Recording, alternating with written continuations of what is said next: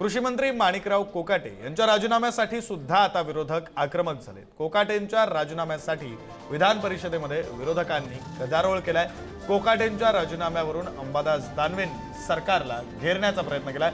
अंबादास दानवे विधान परिषदेचे विरोधी पक्षनेते पदी आहेत, तर कोकाटेंच्या राजीनाम्याचा प्रश्न हा राज्याशी संबंधित असल्याने चर्चा व्हावी अशी मागणी दानवेंनी केली।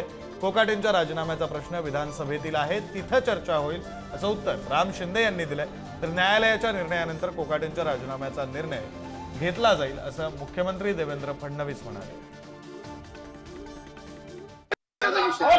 विधानसभेच्या सदस्याच्या संदर्भातला विषय आहे तो खालच्या सभागृहात होईल ना, आणि आपल्याला बोलायचं असल्यास उद्या बोलता येईल।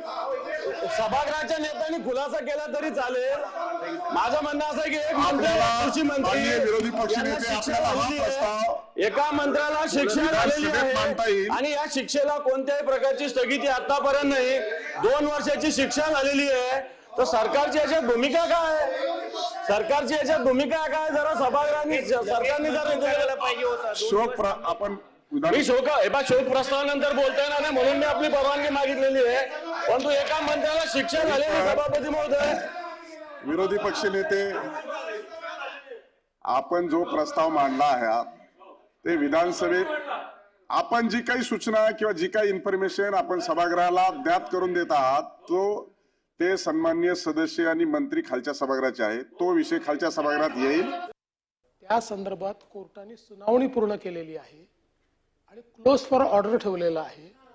त्यांची ऑर्डर आल्यानंतर त्याच्यावर निर्णय सभागृह किंवा राज्यपाल घेतील।